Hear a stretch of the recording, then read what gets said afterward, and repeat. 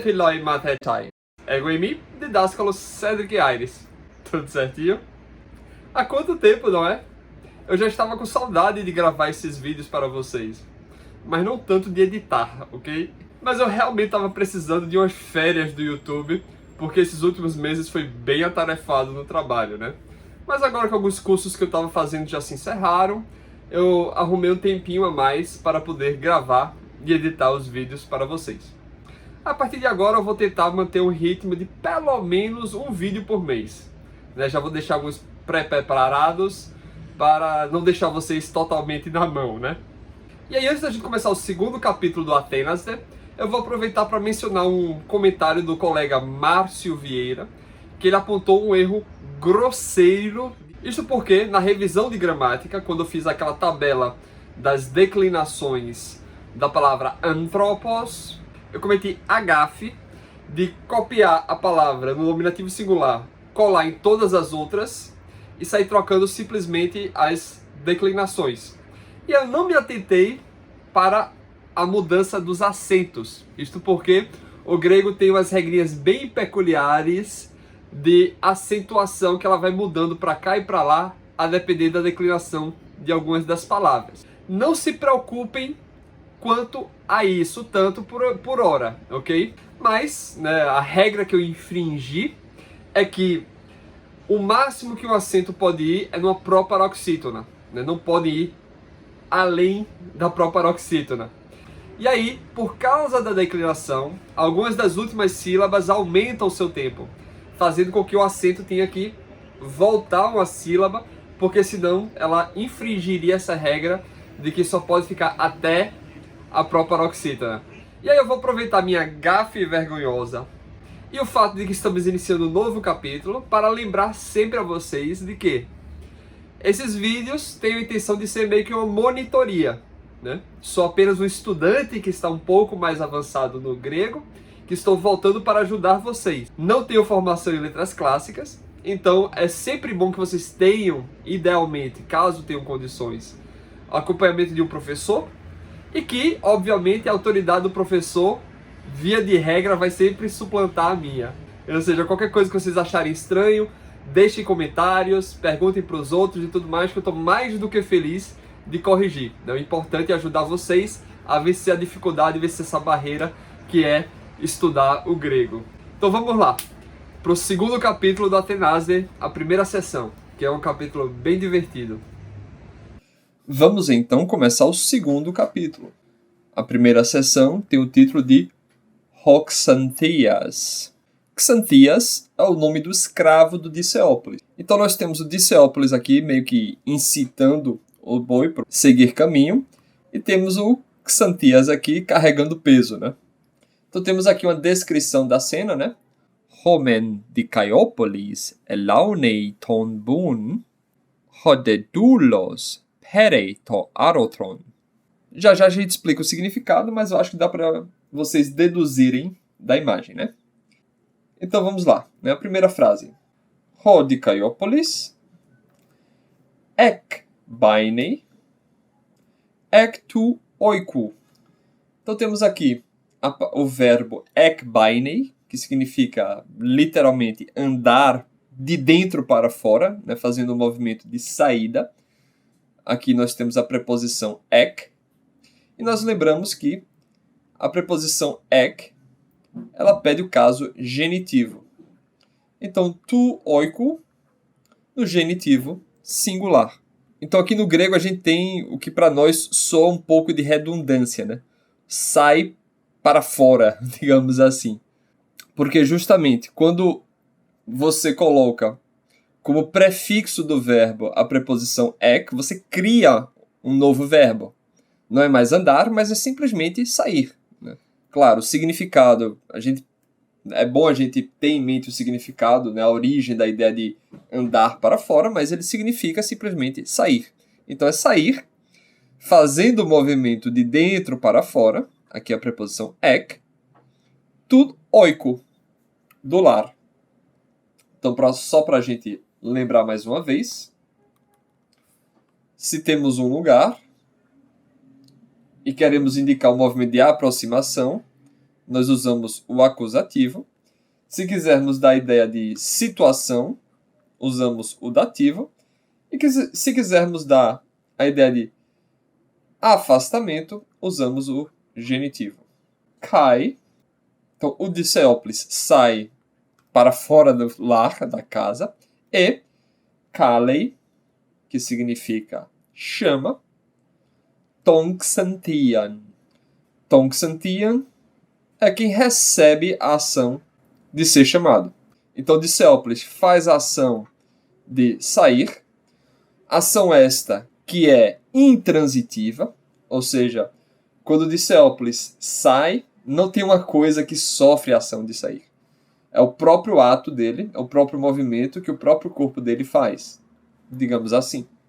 O ecto oiko está descrevendo, está elucidando, ilustrando, falando das circunstâncias de como é feito esse ato dele de sair.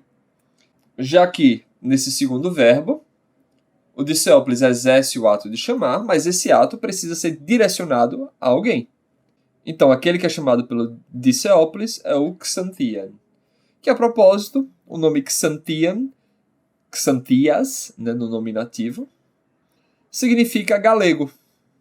Xanthos significa amarelo. Então, Hoxanthias doulos estin. Temos aqui um simples predicativo do sujeito, né, o verbo de ligação estin, e doulos concordando com o sujeito. Ischiros men anthropos argos de. Então temos aqui aquele men de, que se trata de um dos principais recursos do grego. O men de são usados para articular as duas orações, para indicar algum tipo de paralelismo. Geralmente são traduzidos como por um lado, uma coisa, por outro lado, outra coisa. Então, mais ou menos a ideia de temos men aqui na oração e de como outra oração. De maneira que há um certo paralelismo entre elas. Então, por um lado, o Xanthias é um homem forte, ischiros. Então está subentendido aqui novamente o verbo estin, não é isso? Se aplicando isso aqui. E por outro lado, é argos. E muito cuidado para não confundir argos com agros. Gama ro gama. Agros vem justamente de agrícola, né? De terra, de campo, etc. Né? Argos significa, na verdade, preguiçoso. Né? Então, o Xanthias é um escravo. Por um lado, um homem forte. Por outro lado, preguiçoso. O Garponei. Lembrando que o gar, assim como qualquer outro das partículas conectivas, né, como o men, como o de, não pode vir na primeira posição. Por isso que aqui o men vem depois do ischiros, o de vem depois do argos e o gar vem depois do u. E lembrando também que o gar é uma explicativa, ou seja, o que vem junto com gar, né, depois do gar, explica o que vem antes do gar.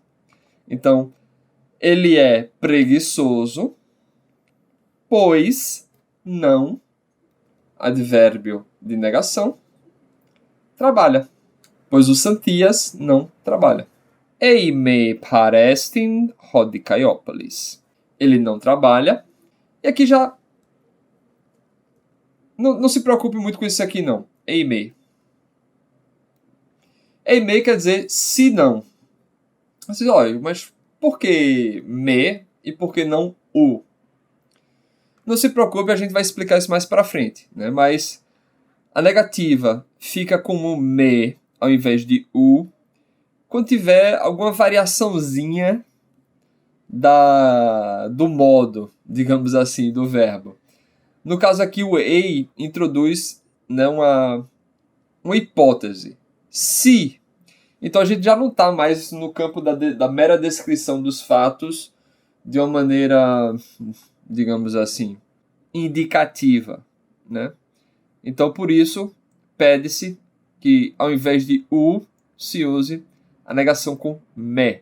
Mas como eu disse, não se preocupe por enquanto, né? Lembre que u, uk ou ur, com essas duas variações sendo meramente eufônicas, e o me são negações. Né? Tenha isso em mente por enquanto. Depois a gente se preocupa quando se usa um, quando se usa outro. Então, pois não trabalha, se não, parestin, se não estiver, né? Se não está. Temos aqui estin, que é a mesma coisa daqui do estin. Já conhecemos. E a preposição para. E a preposição para, dando a gente tira o nosso paralelo. E por aí vai. Quer dizer, ao lado. Então, se não estiver ao lado, se não está junto, se não estiver próximo, se não está lá, rode Caiópolis. Então, como é que fica a frase? O Xantia é escravo. Por um lado, um homem forte. E por outro lado, preguiçoso. Pois não trabalha, se não estiver junto, o de Céopolis. Ninde. Então temos o de. Adicionando o novo pensamento ao que estava antes, né? E agora, nun, quer dizer agora, um advérbio de tempo, né? E agora, katheudei. Nós já vimos o que é katheudei. E agora, dorme. Entoi oikoi. A preposição en, indicando onde ele está exercendo essa ação de dormir. Ele está exercendo essa ação de dormir no lar. Então, ectu oiku, genitivo, entoi oikoi, dativo. E aqui está a figura, a imagenzinha do Xanthias dormindo. Houn di Caiópolis, kalei auton kailegei. Mais um conectivozinho aqui. Portanto, então, né? Veja como é que se conecta, né? E agora dorme no lar. Portanto, o de Céopolis, kalei auton. Nós já vimos, né, que kalei significa chamar e auton é o pronome pessoal.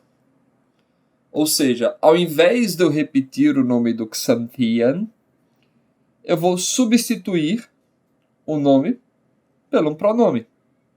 Afinal de contas, é isso que significa a palavra pronome, que está no lugar do nome. Então, o de Céopolis chama-o. A repetição da frase que está aqui. O de Céopolis, kalei ton Xanthias. O de Céopolis, kalei auton. Perceba, caso acusativo. Kailegei. Então, o de Céopolis chama-o e diz, e fala. El teleuro o Xanthia. Então, temos aqui um verbo que está no imperativo. Elte, vem-te embora, pra cá. Vem pra cá, vem pra cá. O Xanthia. E aqui o Xanthia está no caso vocativo. Então, quando a gente está dando uma ordem, a gente não está tratando de uma coisa que está de fato acontecendo. Não é isso? A gente está ordenando alguém para que a coisa seja feita. Então, perceba que Xanthias não é o sujeito do verbo venha. Porque ele não está exercendo a ação de vir. Mas, ao contrário, ele está sendo ordenado para fazer isso. Então, o vocativo, que é esse caso daqui, perceba a terminação do vocativo, a terminação no acusativo e a terminação no nominativo, né? Temos sigma, temos nu, e aqui, neste caso daqui, temos nada. Mas não se preocupem quanto a isso por enquanto, que veremos mais para frente também. Como a gente disse, esse livro não é tão metódico quanto o Família Romana na apresentação de elementos, né? E os nomes próprios que eles escolheram também não são tão encaixadinhos nas declinações padrões que são mais fáceis para quem está dando os primeiros passos, tal como a Família Romana faz também, né? Então, vem para cá, ó Xantia. Diati Catheudes. Então, por quê? Seria literalmente, né, através de alguma coisa, né? Através de que coisa? Através de quê? Então, por que dormes? Então, me hutos argos isti alla speude. Então, temos aqui o me negativo. Então, não seja no imperativo. E a gente sabe, né, que o verbo ser é bem irregular. Então preste atenção. Indicativo, terceira pessoa singular. Esti, estim. Por causa do N eufônico. Segunda pessoa do imperativo. Afinal de contas, nesta representação de fala, o Diceópolis está falando diretamente com o Xantias. Então, por causa disso, ele está usando a segunda pessoa. Não sejas preguiçoso. Hutos. Desta forma, desta maneira. Assim. Mas. Não, conjunção adversativa. Speude. Mas apressa-te. Speude. Então a gente tira do inglês, né? Speed. Então não sejas preguiçoso, mas apressa-te. Houn Xantias bradeus ekbaine ektu oiku kailegi. E então, portanto, ou seja, conectando-se com o que veio antes, de tal modo que o que vem depois é consequência do que veio antes, né? Então, depois que o Diceópolis deu esporro no Xantias, então o Xantias ekbaine, aquela palavra que já vimos, né? Ek, movimento de dentro para fora, baine, andar. Então, ekbaine é sai, né? Sai andando de dentro para fora. Ektu oiko, aquilo que já falamos, é uma descrição que dá a circunstância do verbo. Ele sai para fora da casa. E bradeos significa lentamente. Essa terminaçãozinha aqui, prestem atenção, ômega sigma, muitas vezes quer dizer um advérbio, ou seja, uma descrição do verbo, não é isso? A maneira como ele sai é lentamente. Então, o adjetivo bradeus, que significa lento, com ômega fica bradeos, lentamente, o advérbio. E fala, e diz, diatiei huto halepos, ó déspota. Porque és. Então temos aqui, né, o verbo ser no singular. Já vimos a primeira pessoa no singular. Agora temos a segunda pessoa no singular. E já vimos também a terceira pessoa no singular. Esti. Então, ei, preste atenção. O verbo ser é o verbo mais importante em praticamente todos os idiomas. Então, preste atenção. Eimi, ei, esti. Certo? Então, por que és, segunda pessoa, huto, de tal maneira, halepos. Porque és duro, rígido, desta maneira. Ó déspota. Então, chamando a atenção dele, invocando, não é isso? Então, ei chefia, né? Ei senhor. A gente conhece a palavra déspota, né? Ei senhor, por que és tão duro assim? Ugar argoseimi ala ede speudo. Então, conectando-se com o que veio antes, de modo explicativo. Ou seja, o que vem depois explica o que veio antes. Né? Então, o Ksantia está chamando o senhor dele de duro, rígido, pois o em mim não sou argos. Porque és tão rígido? Pois eu não sou preguiçoso. Mas, uma adversativa, ede speudo. Mas já, isso aqui é um advérbio temporal, né? Eu já me apresso, já apresso-me. Rodei de Caiópolis, legei. E, ou seja, simplesmente adicionando a nova informação ao que veio antes. E de Ceópolis fala. El Tedeuro cai silambane.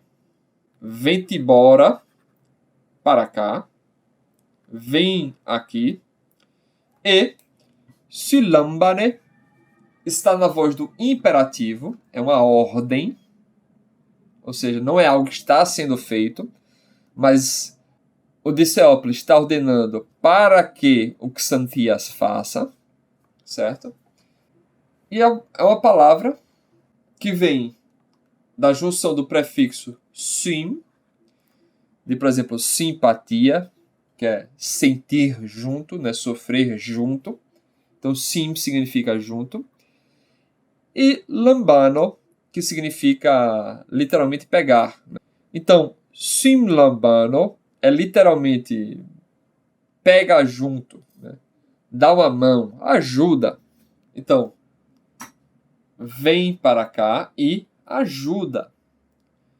Pegue, também no imperativo, lambane gar, lembrando, uma explicativa, ou seja, o que vem depois explica o que vem antes. Vem para cá e ajuda, pois carregue ton arotron. Então perceba, apesar do lambane não estar sendo executado no momento, afinal de contas é uma ordem, a ordem está sendo mandada para que essa ação seja feita a este objeto. To arotron. O arotron é esse negocinho aqui da imagem. É o arado, né? Pois pegue o arado e carregue-o, here, significa no imperativo também, nada disso está sendo feito. Né? É o Diceópolis mandando para que a ação seja executada. Carregue o auto proston agron. E aqui proston agron, dando, não, com a preposição aproximando, daí o termo, né? Em direção de, daí o nosso termo próximo, né? Aproximando em direção do agron, ou seja, do campo. Então, o proston agron está descrevendo como deve ser carregado. Pois pegue o arado e carregue-o em direção, né, para o campo. Prestem atenção que to arotron é uma palavra neutra. Então, você vê o ni aqui, pode ficar um pouco enganado. Então, por isso, o pronome que vai substituir o nome arotron é auto e não auton. Auton substitui o acusativo masculino. Auto, o neutro. Egogar elauno tus bus.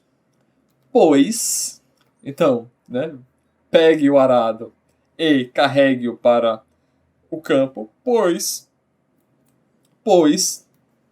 eu elauno tus bus. E aqui cuidado, não é isso? Porque a gente vê esse tu, mas tem que se lembrar que se é tu com sigma, estamos no acusativo plural. E tu sem o sigma, aí sim seria o genitivo singular. Então presta atenção nesse sigma quando você vir o u. Tus bus são os bois. E eles estão no acusativo, pois estão recebendo a ação de elauno, a qual é executida pelo ego, ou seja, pelo Diceópolis. E o que é que significa isso? Ego gar elauno tus bus.